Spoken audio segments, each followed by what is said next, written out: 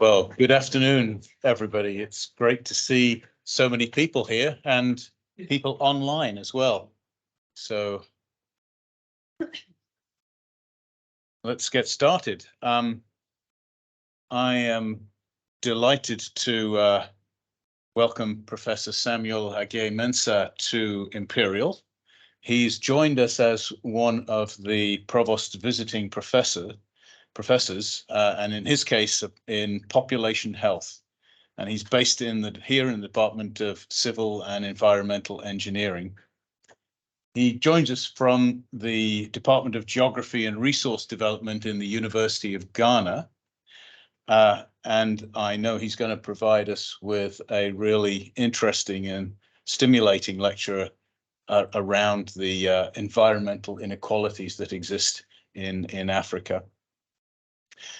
The visiting professor scheme was established in 2021 with the aim of bringing to Imperial leading academics who from across the world who can enrich our community through their research and hopefully build up collaborations which will support and enhance and enrich their own research. It's specifically designed to recruit women and academics from Black heritage and other underrepresented backgrounds, so that we begin to widen our networks and pools within those areas that are so critical to the future of the college. Departments have joined in this through hosting professors, as with Sam here in civil engineering, and their research is embedded within that department in order to foster and build those connections. So we have 4 professors in 2022 and 3 more in 2023, and a number of those connections have already begun to bear fruit across Africa, across Southeast Asia, across India, and indeed across the UK. So Washington, maybe I can hand over to you to introduce Samuel's topic.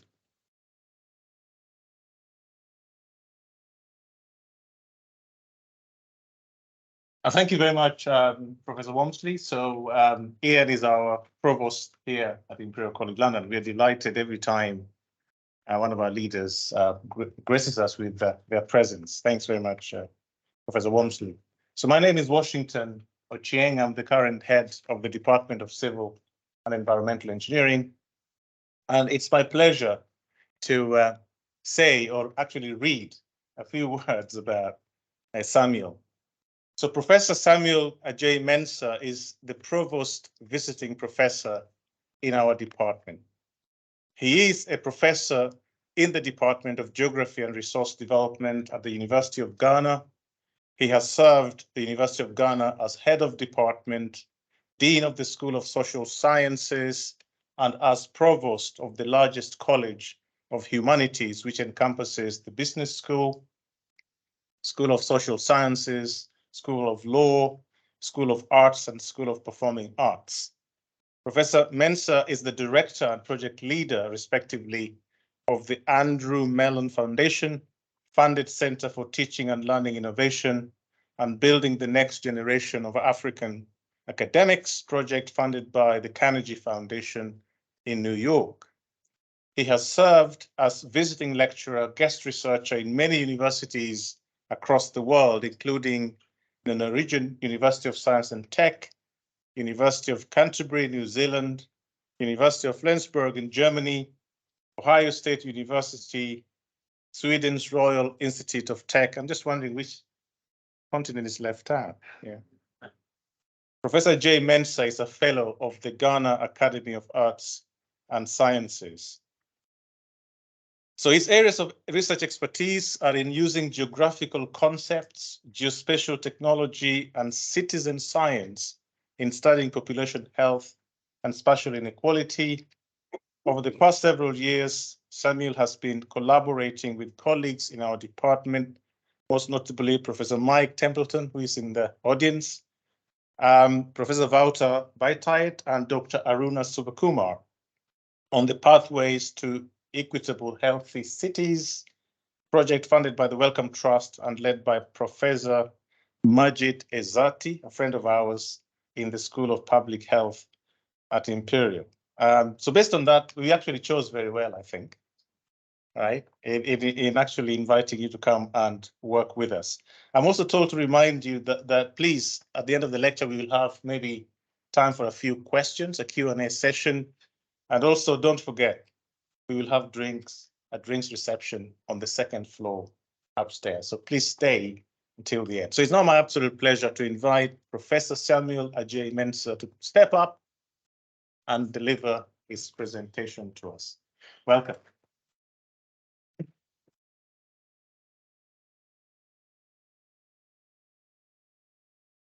Yeah, thank you very much. The title of this evening's public lecture is Characterizing Environmental Inequality in African Cities. It comes as a backdrop of recent transformations within the African continent, especially cities, and the implications it has for inequality, sustainability, and also for public health. And I think it also raises issues with respect to the drivers of these inequalities. The overarching theme is on Africa, but the focus will be on Accra, the capital of Ghana, where I speak as a citizen and also as an interested researcher. The past decades have witnessed significant transformation within African cities, and African cities are changing in ways that defy the usual notions of urbanism. Africa is urbanizing faster than any other continent, and the stupendous pace of urbanization challenges the usual image of Africa as a rural continent.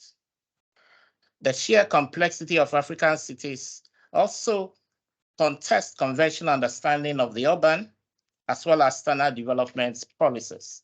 According to statistics from the Ghana Statistical Service, in 2010, based on Ghana's census, the country's percentage of the population resident in urban areas surpassed the rural population for the first time, 50.9%.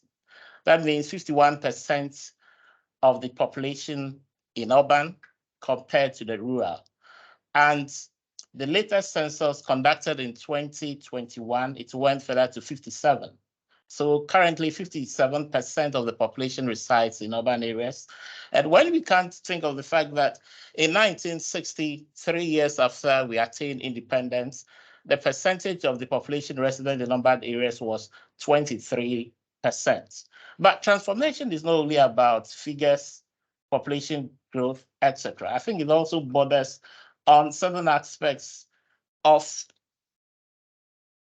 changes occurring within the urban environment. And I think most of you who have been to some African cities in recent times will attest to the fact that there's a proliferation of shiny new shopping malls, globally branded fast food outlets, elite gated communities, high-rise Western apartment complexes, upscale hotels, and Africans taking to mobile phones and mobile phone banking in huge numbers. And I think these are signs of very visible resurgence in African cities.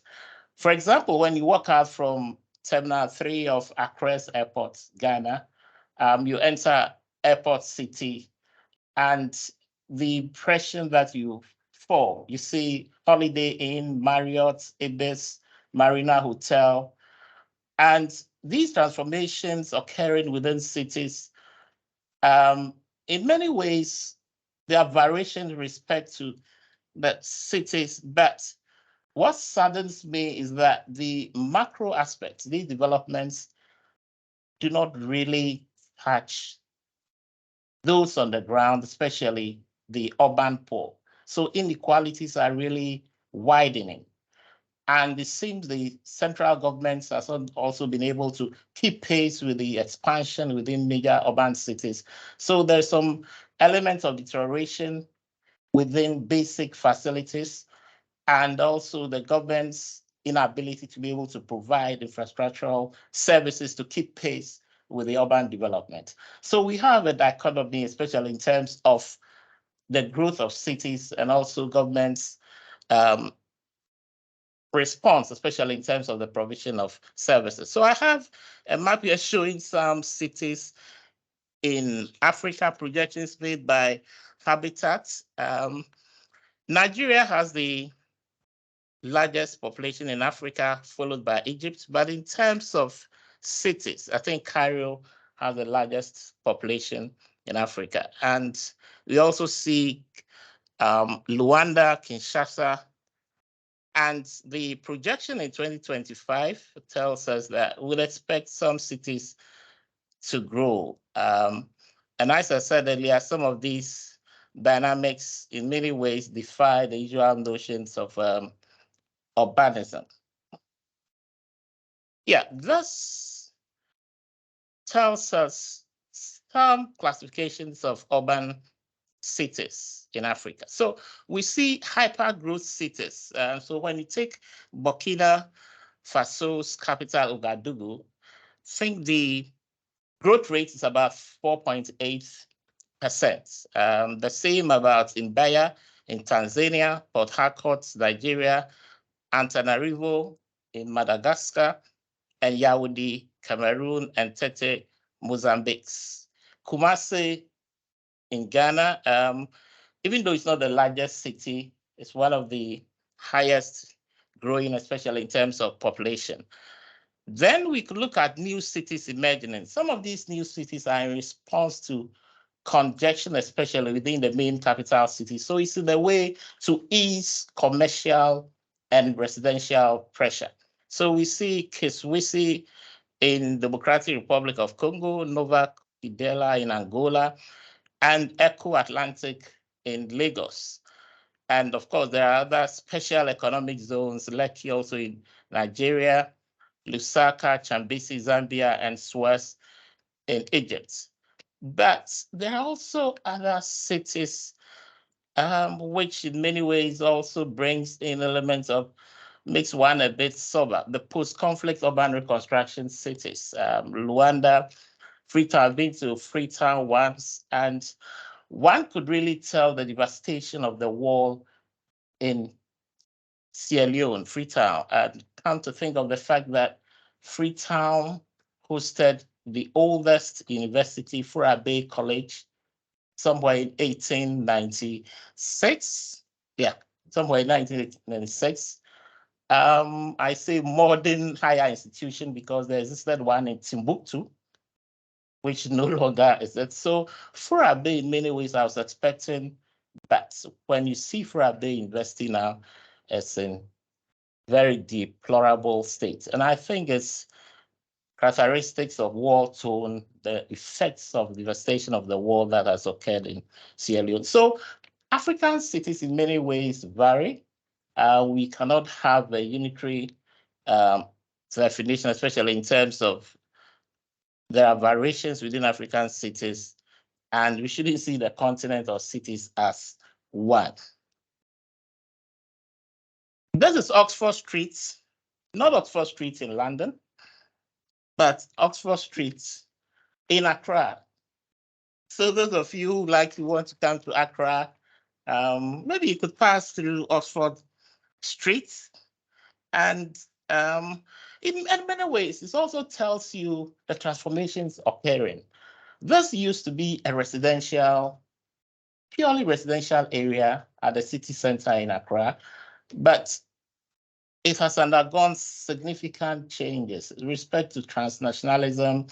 Started from the economic recovery program post-1980s. So commercial activity has now taken over. Aspect of gentrification. So the indigenous who reside in these areas, people have given them money to buy those residential plots and converted them into commercial activity. And it's a very visible streets in Accra. And it takes from Oxford Street in London. Unless it cannot really be compared with Oxford Street, but I think there are semblances, especially in terms of the degree of commercial activity and also some banks rationalism activities going on. And in terms of, so Atukwesen, who is a friend of mine, who's a professor at Stanford University, a Ghanaian, came up with this book. And he tells us that Oxford Street is a microcosm of historical and urban processes that are taking place within the city of Accra. So in terms of the drivers of some of these transformations, we cannot also lose sight of the Chinese influence. What some Western commentators talk about Chinese debt diplomacy. There have been very significant investments, especially in cities in Africa. For example, Addis has the first metro built by the Chinese.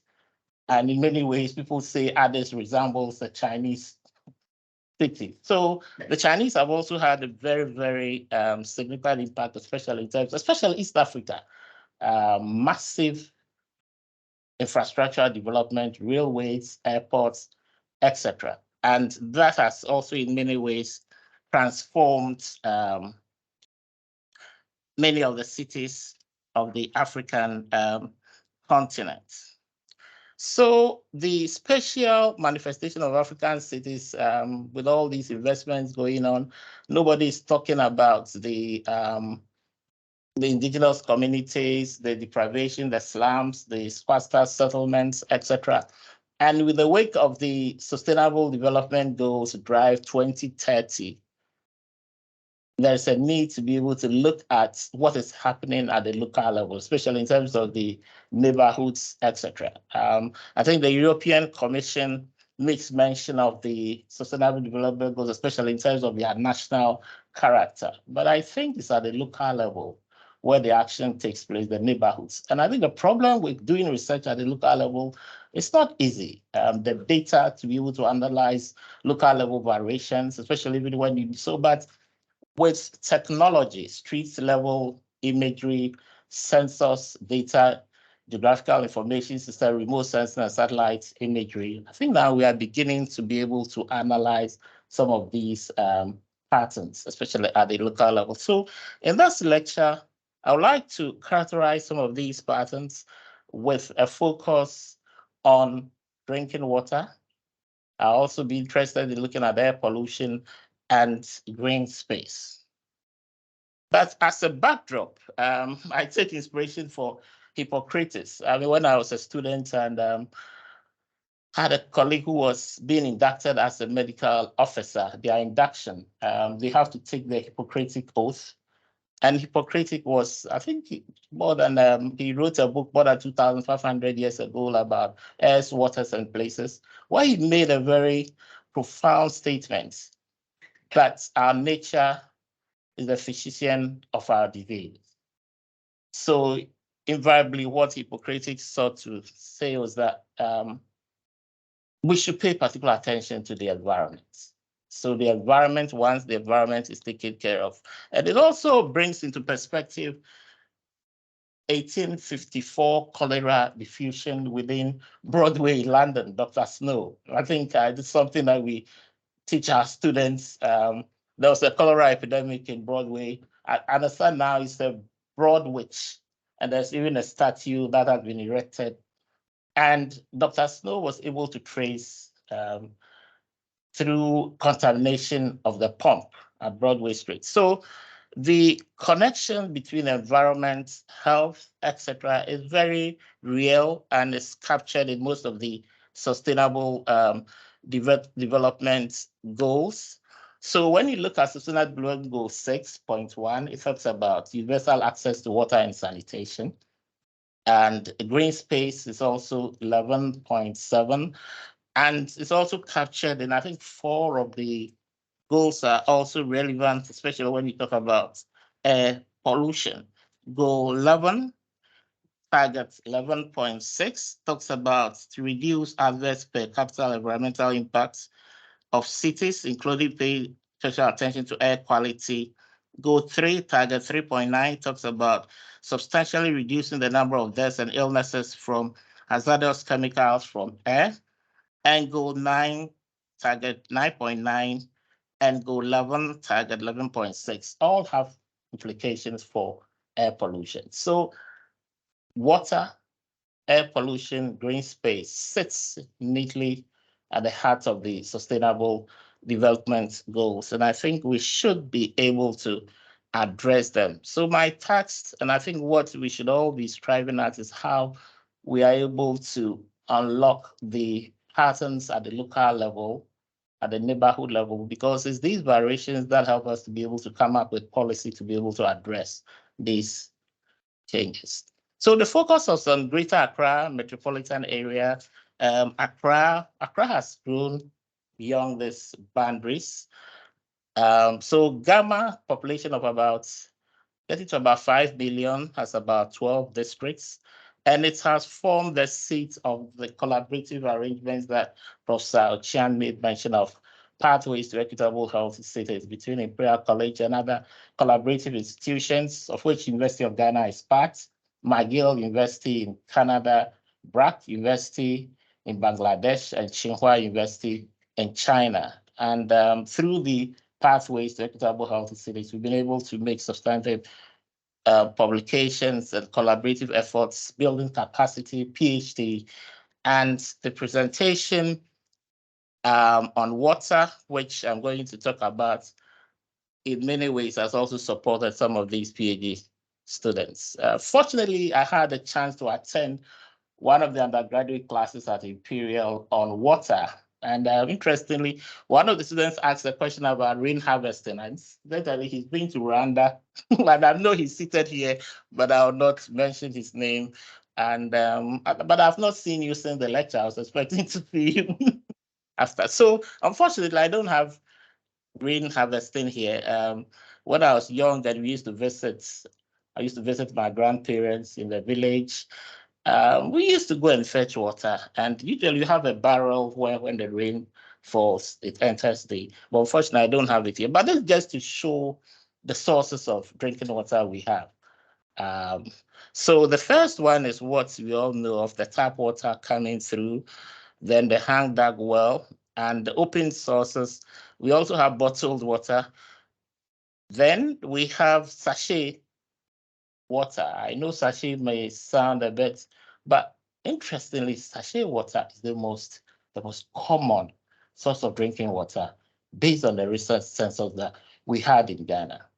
It's so amazing why sachet water, and I think I'll talk about sachet water displacing pipe-borne water. I know in the UK, definitely one would expect pipe-borne water should be, I was told that it's safe and you can drink from the tap, but that is not necessarily the case in most parts of Africa. So there are various types of sources of water, depending on the location. Water tanker, if you don't have access to water, you can arrange to have a water tanker. So I have a description of, I have the WHO, World Health Organization, excuse me, description of water sources. And I think I brought this because there's one, safely managed drinking water from an improved soil that is accessible on premises, available when needed, and free from fecal and priority chemical contamination.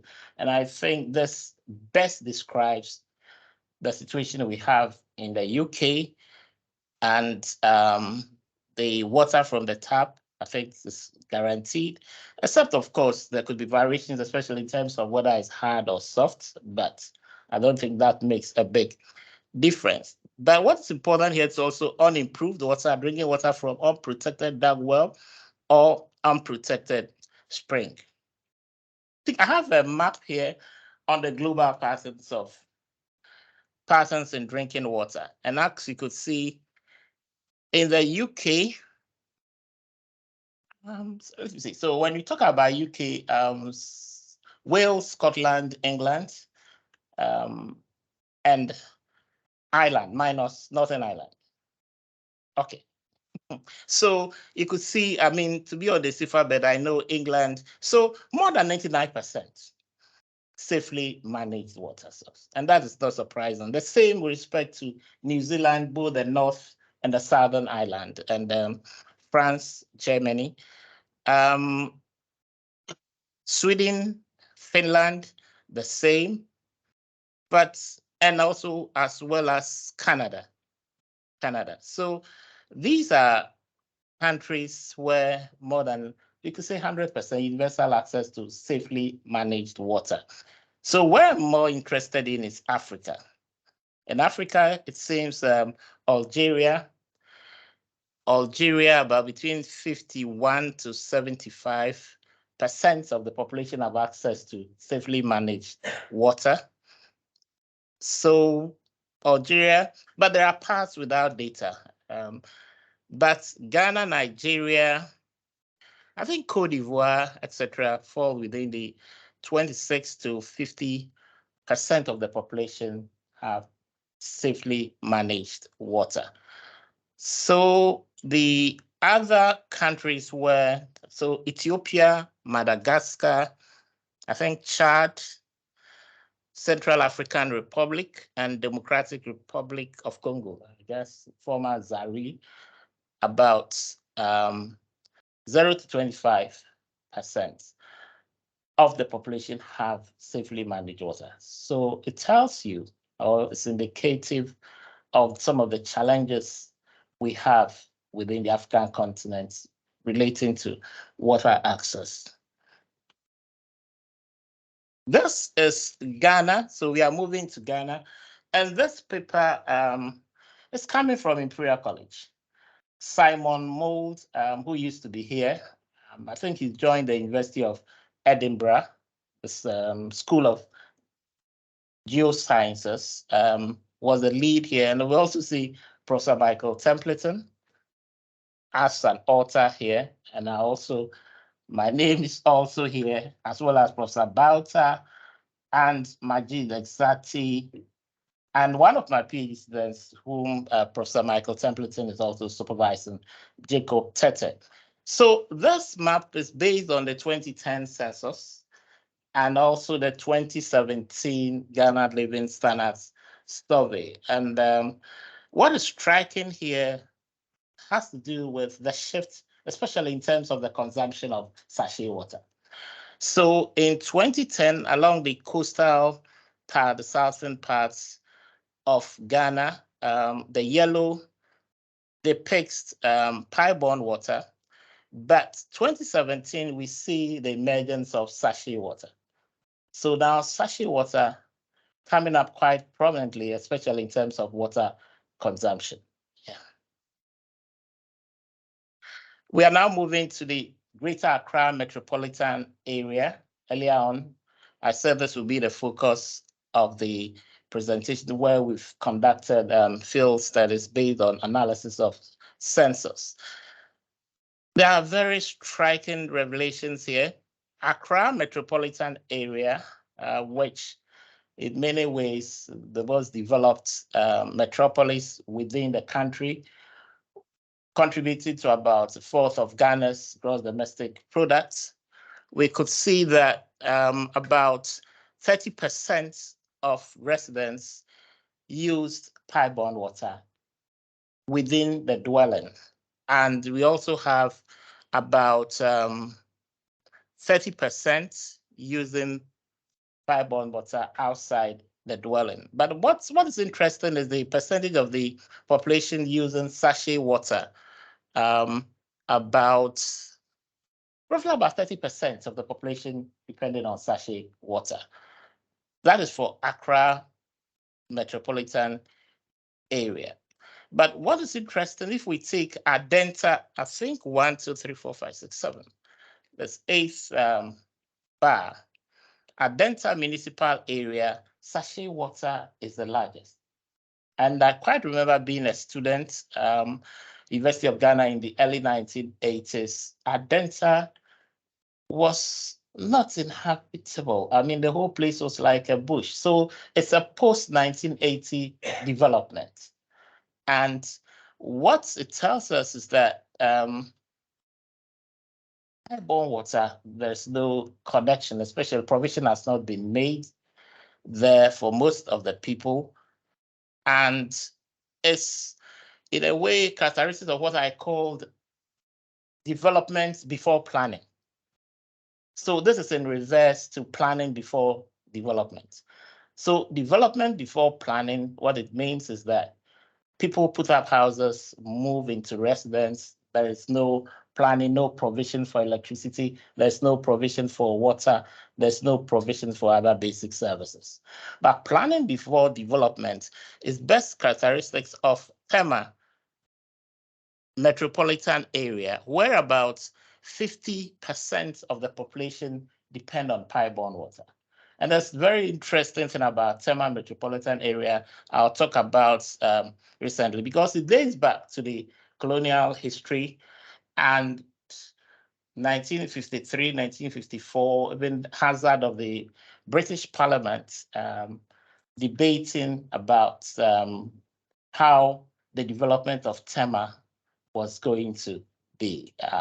So it was Tema was a planned industrial city, which the first president of Ghana, Dr. Kwame Nkrumah, envisaged as a flagship for his Pan-African agenda, having a city, a port city, constructed the Tema motorway from Accra to Tema, a showcase, and interestingly, being a socialist government at that time, how he managed to get funding from the Ford Foundation of the United States to be able to fund that project was quite surprising. And I think it also reflects on the weakening European stance, especially during that era, and Americans tried to be able to forge alliances with the newly decolonized countries at that time. So I'll talk briefly about Tema, but there are striking differences here. But this does not tell us about intra-city patterns. So it's like a single modal aggregation of the data. This is what to me is exciting as a geographer. This was published with the PhD student that Professor Michael Tablet is supervising, Jacob Dokutete, and I happen to be the principal author, corresponding author in the journal Population Environment, quite respected journal, Spatial Heterogeneity, Drinking Water Sources in Greater Accra Metropolitan Area. And interestingly, this paper started as a poster. Jacob presented this as a poster at the Planetary Health Alliance Conference at Stanford University. 2 PhD students as part of the Pathways to Equitable Health. And Professor Michael Tablet encouraged him to make revisions. So it went through a lot of revisions, even the submission phase, reviews, etc. And I think we're all delighted at the end. The paper went through and he's really very excited. So this is what the main gist out of this paper published in Population and Environment. So the left side, we're struggling with how to be able to show spatial heterogeneity, because I think one of the reviewers made a comment that you have the data, but it seems that you are missing a lot of patterns. So show us the spatial heterogeneity. So we had to use what the entropy, Shannon's entropy index, which is a measure to be able to assess variations within. So the higher the entropy value, it tells you the higher diversity. So the red dots indicates that there's no diversity within, and I think there are about 52 of such areas which does not show diversity. There are some in Tema area, there are some at Adenta. So what it means is that Adenta, because most of the population depend on sachet water, if there's no diversity, that means that sachet water, some of the enumeration areas use sachet water. But when it comes to Tema, there's no diversity. It gives an indication that pipe-borne water, because earlier on we noticed that Tema, a significant proportion of the population were using pipe-borne water. So the Shannon entropy index helps us to be able to see the intra-heterogeneity, especially within the enumeration areas. And I think I have to define enumeration areas There are areas used by census authorities to demarcate areas in terms of population counts. And I think it covers an area of about 0.3 kilometers squared. So if one is interested, you could really read this paper. But there are other parts of the Greater Accra metropolitan areas we could see where diversity. So you could have places with very high diversity, which means that they do not depend on only one source of drinking water. It could be multiple. So they use multiple strategies. So a combination of strategies. So assuming pipeline water is not flowing in the house, they could use sachet water, or they could have dispensers. So it gives an indication of the multiple strategies that households adopt in circumventing their sources of drinking water. The one on the other side looks also interesting because we're interested to find out the relationship between water source, especially in terms of access to water or water patterns, and income. So is there any relationship between income levels and also people's choices, especially in terms of water, drinking water?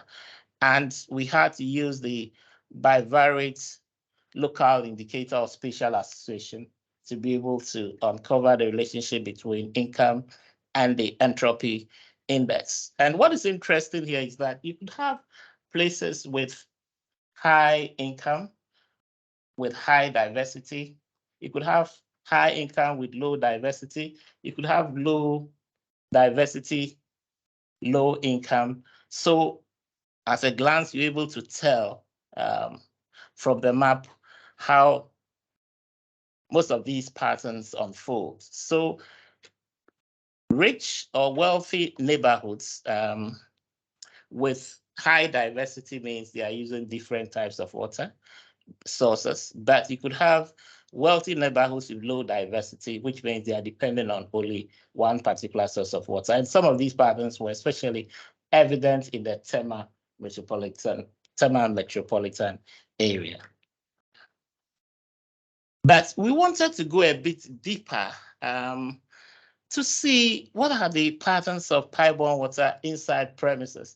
And this was a bit challenging because safely managed improved water means it's accessible within the household, free from contamination and easily accessible. But the census upon which we base this map does not conduct water quality analysis. But yes, so we're interested in using the water within premises as a surrogate for the safely managed water. And still, we see the same patterns, Tema metropolitan area, and places like cantonments, airport residential area, and ridges. And these areas, I mean, were the places that the colonists resided, remnants of colonial, I mean, so when you take Accra, Accra became the colonial capital in 1877 after relocation from Cape Coast. So it gave the colonists the time to be able to build residential structures.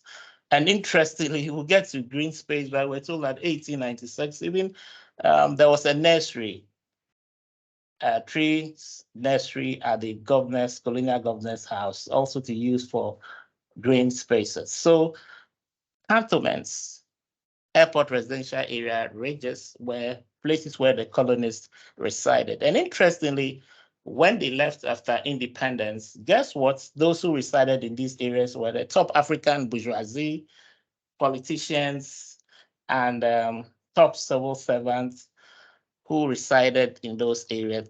So those areas have been perpetuated. Access to these facilities are guaranteed, but sadly, the indigenous areas, Jamestown, especially along the coastal parts, still struggle with some of these services. So the legacy effects are very, very, very visible within the city. So in Accra, you see where the colonists resided, been taken by the African bourgeoisie. The indigenous areas have been left unattended. And these manifest themselves, especially in many provision of services.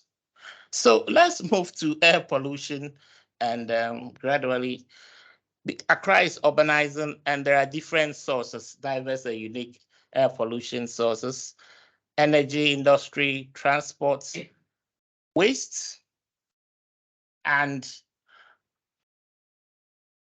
wind blow. That's the Sahara Desert. There are periods, I think in November to March, where Harmattan, I don't know whether you've experienced Harmattan weather before, and that brings in its wake very dusty conditions, which also have effects on air pollution. Recently, I think as part of the collaboration within pathways, we were struggling how to define the Harmattan period, but because it seems that's not, now it doesn't fit in the usual Harmattan period that we know from November to March. So we're trying to find out how to be able to account for those different. Obviously, climate change is having an impact, especially in terms of the period of the Harmattan. But I don't want to go that far because we are yet to be very concrete about it. So air pollution emissions are coming from diverse mixture of sources. Which of these sources is the dominant source shifting over time? So these are the questions that, and this work started somewhere 2206 to 209, the first part of our studies on air pollution. That was even before Professor Azati joined Imperial. He was then at Harvard University. So we had a project on from the National Science Foundation, which kickstarts those projects. But I think most of the work on air pollution has been done with Imperial College. So let's give just a global picture of air pollution patterns here. And you could see Africa. I don't want particulate matter. Africa is very visible. Parts of Asia as well, India. So the global picture is very clear. Africa bears the brunt of air pollution. And sadly enough, it seems most governments do not really pay much attention to air pollution. And I don't blame them, because air pollution is not like malaria, where the effects are quite visible after a first few weeks. Because air pollution, the effect, the consequences, especially in terms of cardiovascular, respiratory, lungs, etc., cannot easily, the connection is not very clear. And citizens are suffering. And the biggest challenge we have with air pollution is the fact that there are no monitoring systems to be able to monitor levels of air pollution. The good news is that the World Bank in recent times have tried to be able to assist countries, and this is a weighted air pollution 2.5 in Africa. And you could see most of the countries in Africa, it exceeds the WHO targets. I know WHO has recently revised its target from 10 micrometers in diameter to 5, but you could see most of the countries. I know Kenya is not bad, better than Ghana. Better than Ghana. So now Ghana, Nigeria, Burkina Faso, Mali, etc. And yeah, and I think we know the effects of air pollution, especially in terms of respiratory, even asthma, cardiovascular, etc. And if so, it's very that's challenging within our context. So this was the study that began 2006 to 2009, and it was one of the largest measurement campaigns on air pollution in low-income countries in sub-Saharan Africa, and monitors. So the emphasis was on the neighborhoods, households. We also looked at occupational as well as mobile and personal occupational, you see some taxis parked there, some of the taxi drivers, street hawkers, and also schools. It's interesting now how the idea of focusing on schools as risks, not necessarily risk group, try to find out how some of these things manifest, even water, to find out what type of water consumed by school children, etc. So it's not only about location or neighborhoods, but I think we should also be interested in socio-spatial space. When I remember when COVID-19 came, market women, malls, etc., underwent some level of testing or surveillance. So these were the focus areas in 2006 to 2009. We looked at East Legon, which is a high-class residential area. Salem Down is a middle-class residential area. And Jamestown is a low-class indigenous residential area. And the patterns were very interesting in terms of the particulate matter level and also the source apportionment, the sources of air pollution. And as could be seen, Jamestown, the low-class residential area, have the highest levels of pollution, both in terms of traffic. So what was done was to place the monitors on the rooftops of houses, some along the streets, to look at the traffic sources and also the residential. And in both cases, Jamestown come out as being the most deprived. And when it comes to the sources, I think biomass, cooking, and knowing the residential setup of Jamestown, I don't know, especially what they use to cook food to sell, they use biomass, woods, charcoal, etc. And it's also very closer to the sea. So sea, salts, crystal also contribute, especially in terms of sources. But I think what is important here is the source apportionment, where biomass, this was somewhere 2006 to 2009, but a different pattern emerges. Okay, it's important to acknowledge here that nitrogen dioxide concentrations from these sites were almost universally low, with virtually no variation across sites. But in a recent study where we started a new monitoring program from 2019 as part of the Pathways to Equitable Healthy Cities project, where we extended the size to other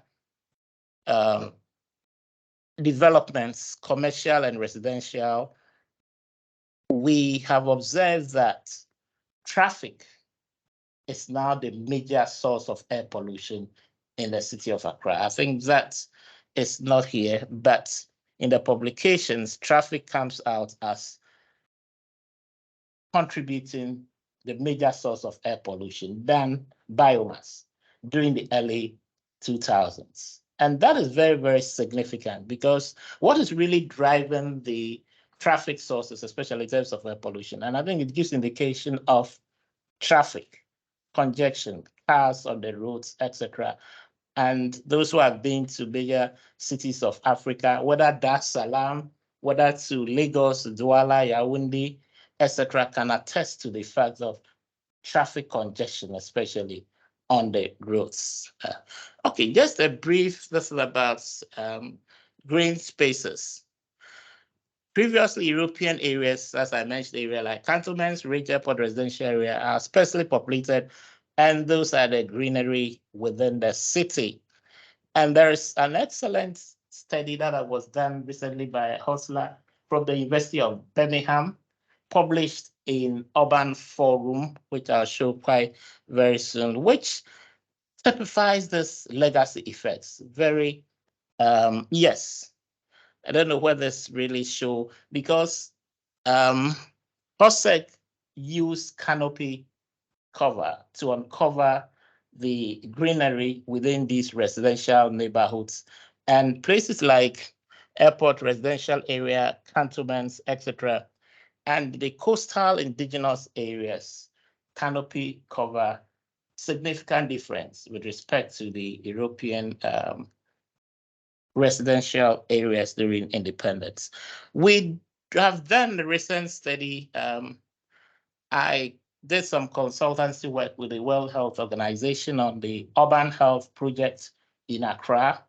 And we did a work trying to find out socio-demographic and neighborhood factors that influence urban green space, just to find out perception with respect to their perception about green space, how often they use green space, what are the health effects of green space, etc. And very interesting findings emerge with respect to what people perceive of green space. We know green space enhances one's mental health, physical activity, etc. But those were not the responses we got. The impression we got was that green spaces, people within their houses, are used for ornamental purposes, just the beauty and aesthetics. But the health aspects, interestingly, did not come out. And that was quite surprising. But what also shocked was the extent to which we use the normalized vegetation difference to see the variations with respect to which green spaces have also disappeared using satellite images. And this is very evident from 2015 to 2020, the speed with which green spaces are being depleted in Accra. It's really very shocking. And we have a student who is working on playability, trying to look at spaces where children play within Accra.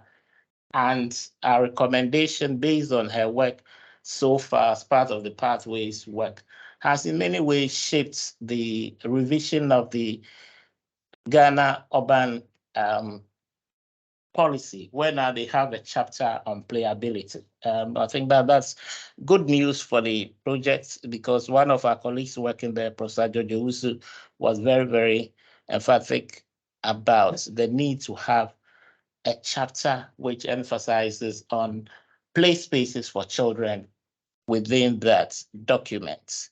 And sadly, most of the original places that were designed as public parks have now been taken over by one of them. The National Cathedral of Ghana, for example, was a public space devoted for a park.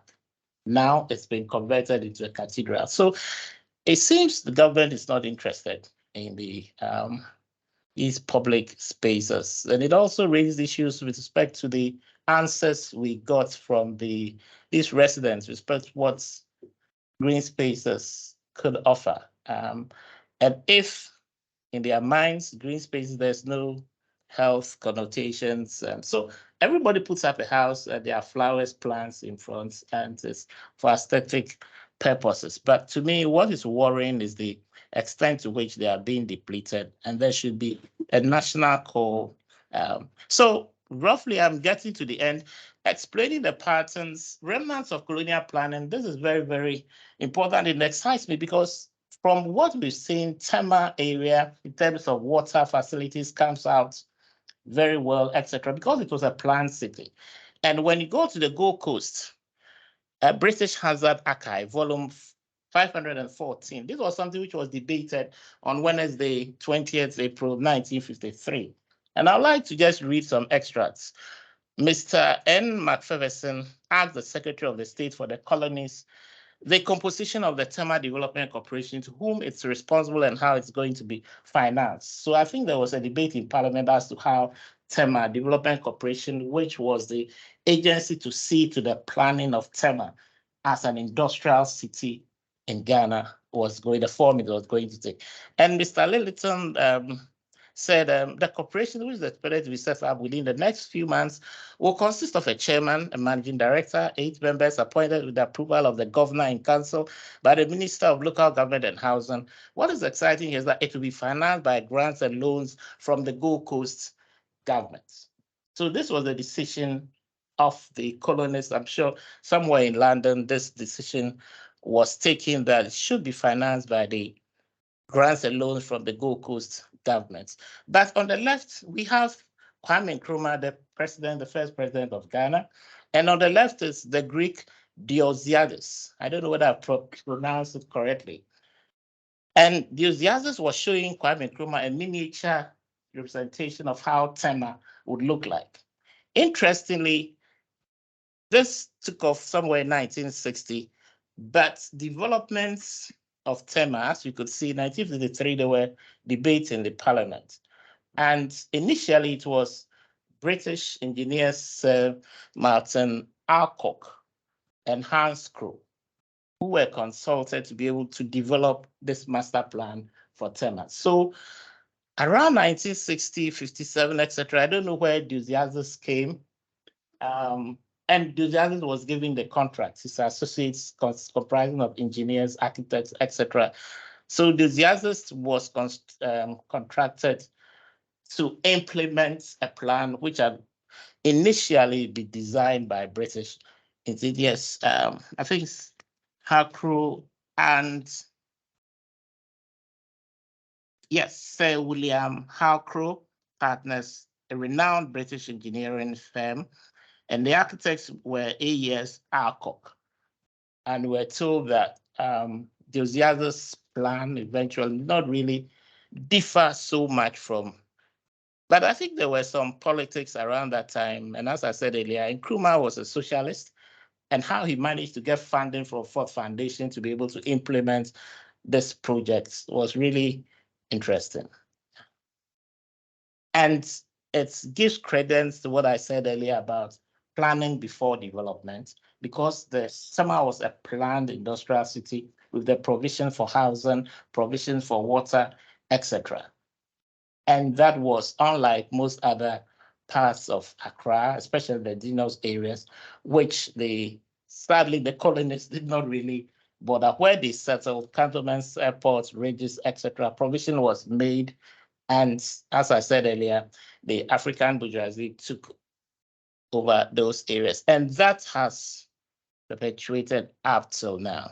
So there are other aspects about colonial world differentials, provision of infrastructure, and ending here, conclusion. So there are significant inequalities in access to water among the neighborhoods of Ghana, which had led to growth in the consumption of sachet water. And these were some of also the recommendations by Simon Mould.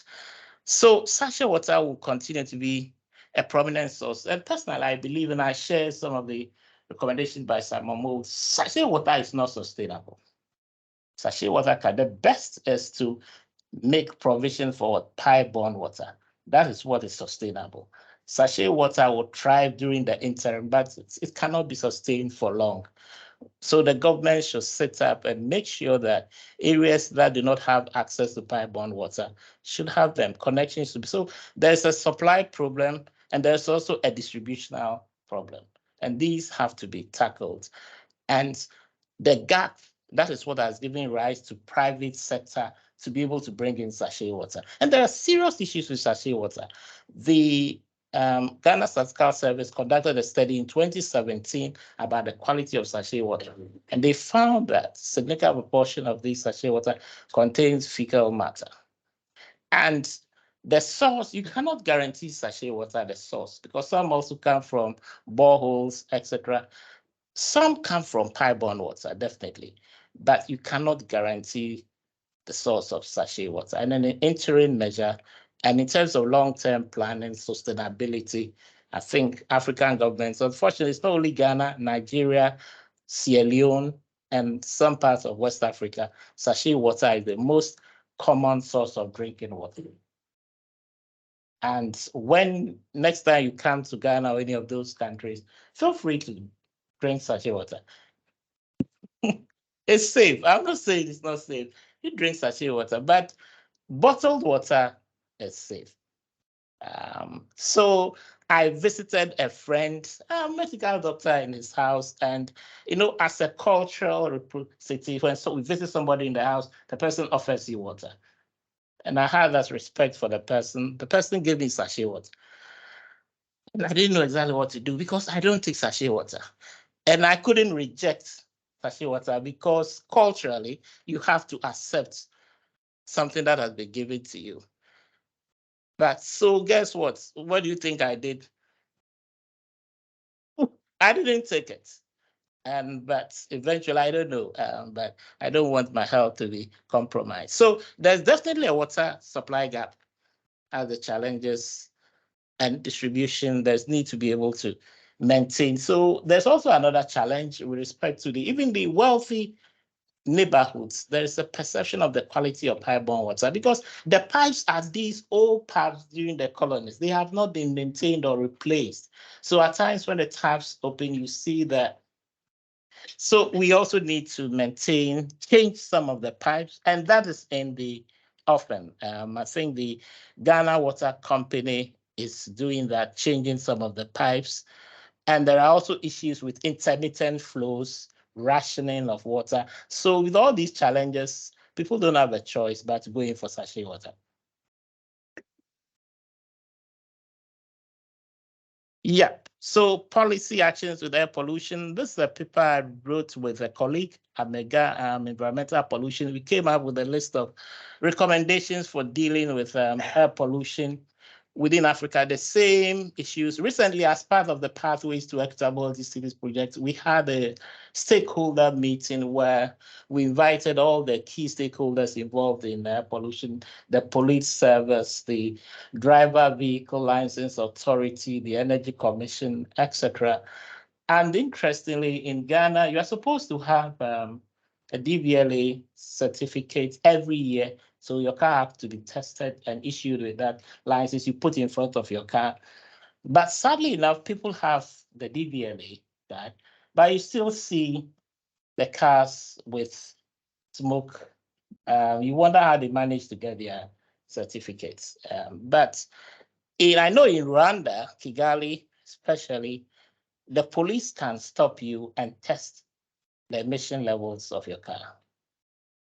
And there's a bill with the Attorney General in Ghana currently, and very soon, hopefully, that could be passed and the police can stop you. But the point is, most of the people involved with this, the culprits, are the trotro, the mini cars. So if you take trotros out from the road, what is going to happen to the livelihoods of the majority of these residents? So one needs to be very careful. So the best solution, which unfortunately could not work, but which has worked in other parts of Africa, is the bus rapid transport system. Because of lack of dedicated lanes, it didn't work. But I think in part of South Africa, and even Lagos, as the BRT is working.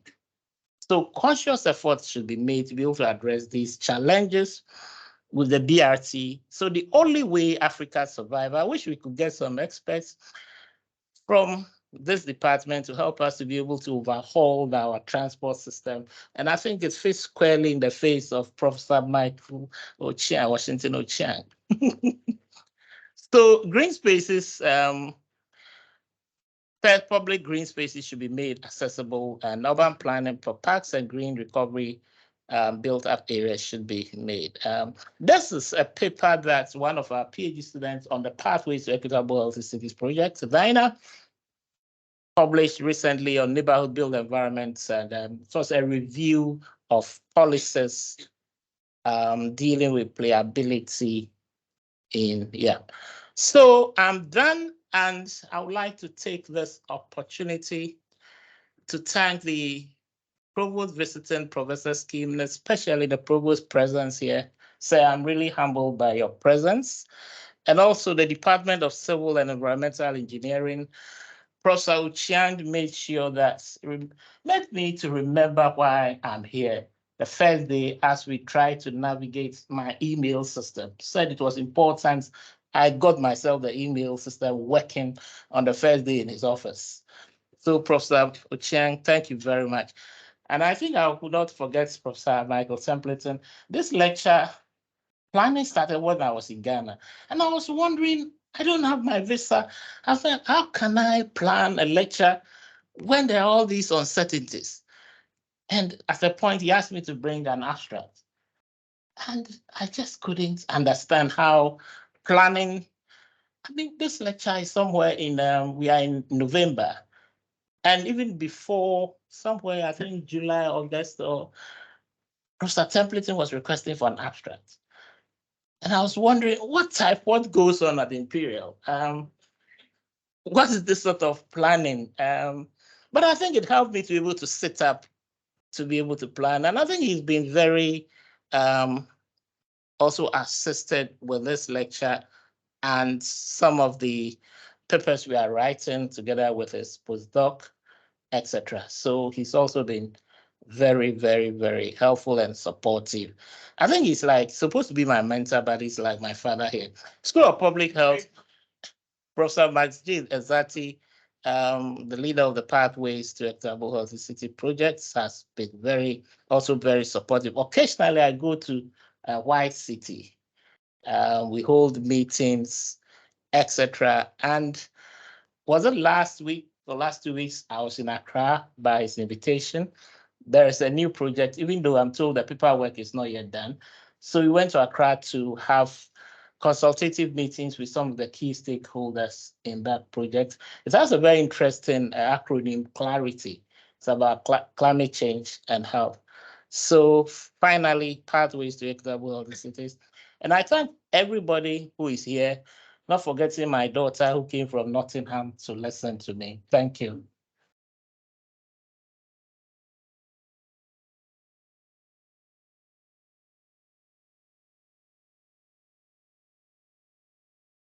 Thank you very much, Samuel. I feel like I've been to Accra now. It's amazing, amazing. Thank you very much. Yeah.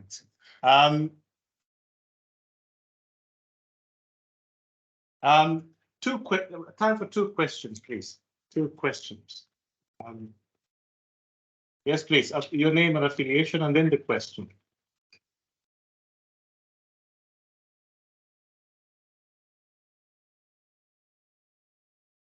Hello, thanks for the presentation. I've been to some African cities time ago, but I've never been to Accra, though I studied Ghana, Kwame Nkrumah, and so on and so forth. So, and my understanding is Ghana went through an interesting process of economic development from a certain point of view, structural adjustment process and so on and so forth. And the some of the restricting the discourse on this, some of the measures you were saying, like green spaces, reducing the management of waste and so on, improving it and so on. This could work. Don't you think it's also a question of a bigger problem of a neoliberal agenda being imposed on Ghana? For example, the use of cars, which has been enhanced in the last years, industry which is not sustainable with the environment. Thank you. Yeah. So I think you are right in many ways. Some of those issues are also very, very important. Thank you. One more question. We've got students in the audience. There's one at the back.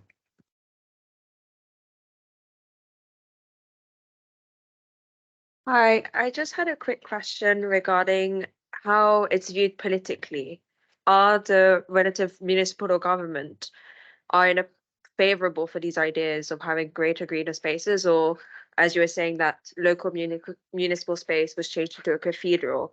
Is it more axed on, what you would say, more money-driven ideas that could bring more profit, or more into the sector of the local well-being of the citizens? The conversion of green spaces into public spaces, sadly enough, has been undertaken by the government.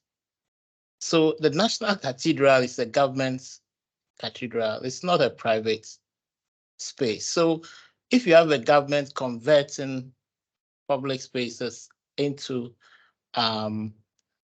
official spaces, it becomes a challenge. So it's not necessarily public spaces being taken over by private. Yeah. And sorry, just to follow on to that, would you say it gives a different perception to the population, where the idea of being more favorable to converting your area from a local green space to let's say more community space for private ownership of land, where you could say from the map you were showing, where you had a lot of areas that were green spaces, which I suppose were privately owned, that were converted into more urban spaces. Would you see that it's like an image that would be reflected by the wider population? Yes, in many ways, this does not necessarily mean that green spaces are not being promoted. We have the Ebri Botanical Gardens, for example, which is government-owned, where people go there during festive occasions to relax. There are other places as well. But I think the crux of the problem is the demand for land within a growing Accra metropolis, which sadly is leading to conversion of some of these public spaces. And I think it's the responsibility of the government to stand up and make sure that such spaces are preserved. And I'm more interested in places for children to play, especially in terms of their own health, etc. And of all these places are taken over by public facility spaces other than public spaces. It becomes a problem. Yeah. Thank you very much. Yeah, we got drinks upstairs. You can continue the discussion there. So thank you very much indeed for coming. One of the interesting things about Imperial College is that we are a global challenge institution from the perspective that we are interested in solving the world's problems. And I've always discussed this with my colleagues, which is that we are a world-leading department, and are we world-leading only for a section, say the global north? What are we doing for the global south? And I think this is a very, very good example of how we are collaborating to address problems that are afflicting the developing world, not least Africa. So we're very, very proud to have Sam with us. He's already very much embedded into the imperial fabric. You can see all the collaborations and so on. But before asking you to give Sam a round of applause, I'd just like to mention that there are some of my colleagues in the department who are champions in this particular aspect, not least Mike Templeton, who is there, doing a lot of work in Africa, Sierra Leone, Ethiopia, Ghana, and all these places. And we would like to do a lot more of that, not least questioning ourselves if the discoveries that we make can be adaptable and transferable across geography, so that we can help the developing world as well in uplifting the quality of living of our people. So on that note, please join me in thanking Sam for a splendid lecture. We've learned a lot, I'm sure, all of us. Please, round of applause to Sam.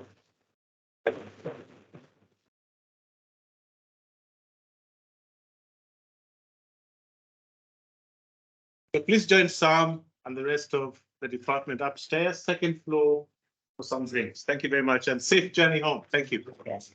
Thank you very much. Thank you very much. That's really nice to hear what you have to say.